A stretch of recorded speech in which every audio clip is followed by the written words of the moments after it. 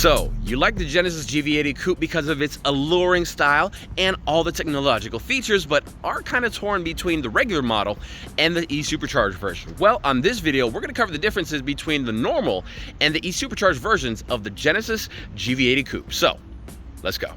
I am happy to report that although there is a price difference of about $6,000 from the standard coupe to the E-Supercharged version, there is a lot of overlap when it comes to safety, convenience, and comfort. Like most mainstream luxury brands, Genesis thought it would be a good time to join the success of the coupe-style SUV bandwagon, yet the designers still managed to keep the essence of the Genesis athletic elegance design language. So, whether you see it from the front, side, or rear, you'll definitely know that this SUV is a bit special. Just like its full-bodied counterparts, all GV80 coupes in 2025 will have the new multi-lens array, which not only allows for better light dispersion at night, but design-wise, borders the grille and wraps around into the fenders while giving the owners a bit of extra depth in detail. Around the rear, the taillights echoes similar symmetry, wrapping around from the rear fenders into the liftgate while introducing more details like the roof-mounted spoiler and the dual exhaust outlets. Opening up that very liftgate will reveal a surprising amount of room even for a coupe-style SUV, but if you find the space a little lacking, all you have to do is hit some buttons on the side of the interior and those seats will magically start to power down because those rear seats happen to be fully electric. Speaking of those rear seats, they are more than just a one-trick pony. They can do more than just fold down and unfold back up. The rear seats are not only wrapped in Napa quilted leather, just like if it was the front seats, but they can actually recline a fair bit as well. Unlike most vehicles from yesteryear, getting the rear seat is no longer a penalty because you have the same seating comfort as if you would be in the front, but you also have a lot of the same features as if you'd be sitting up front too. For example, the seats themselves can actually warm and cool because they are heated and ventilated, just like if you'd be sat up front. Another great thing is that the rear passengers can dedicate their own cooling zone because the rear passengers have their own dedicated air conditioning controls.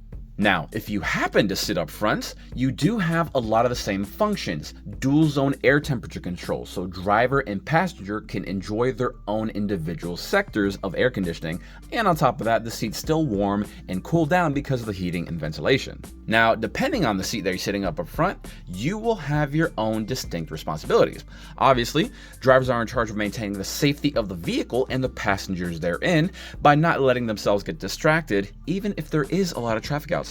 Thankfully, Genesis is not one of those brands that skimps when it comes to safety. For example, every single GV80 Coupe is going to have things like auto braking assist, 2 different functions when it comes to lane keeping assist, driver attention warning, and parking assist. If they wanted to, Genesis could have called this the Genesis John Stockton because of all the assists that it has. Now, many of those assists are not just for open road driving. If you happen to be looking for a parking spot, there's a few extra assists there for you too. Not only does every GV80 Coupe include a 360-degree camera system, giving you a bird's eye view of the vehicle's surroundings, but if you happen to use your turn signal, you'll be able to see what's on the left or on the right side of the vehicle if you happen to be merging into a different lane. And by the way, the vehicle will display that on a massive 27-inch OLED display, which is really the centerpiece of the entire car. Not to mention, GV80 Coupes also having heads-up display so that way you can see critical information right there on the glass. Something else that owners will enjoy is the ability for the GV80 Coupes to park themselves. So whether you decide to sit on the outside or if there are some confined parking spaces, you can actually stand on the outside of the coupe, push a button on the key fob, and let your Genesis take the wheel. As far as ease of use, another fun fact is that the Genesis also does offer Digital Key 2.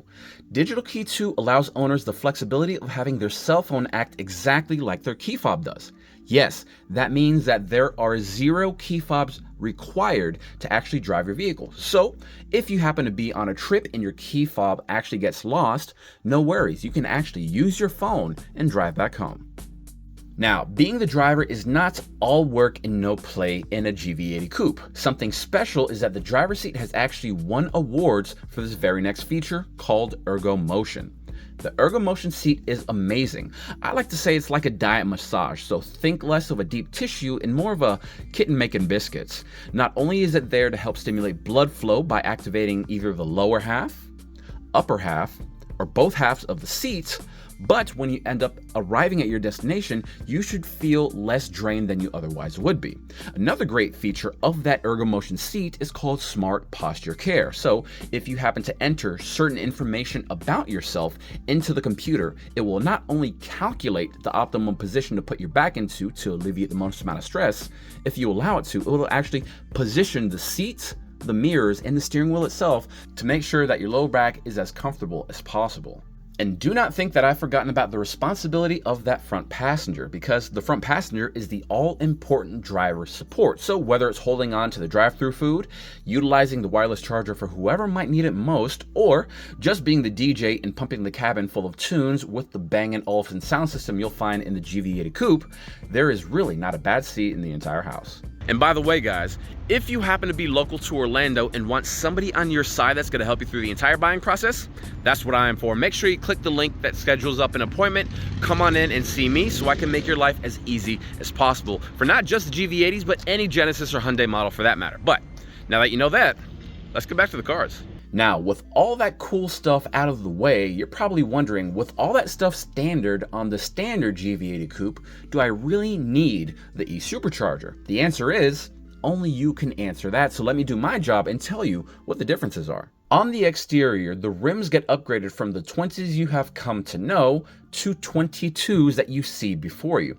Beyond the rims, the E-Supercharged Coupe also gets monoblock front brakes for better stopping power. Now, why would you need better stopping power? Deep down inside, you already know, because the regular GV80 Coupe has 375 horsepower, but the E-Supercharged version cranks out 409.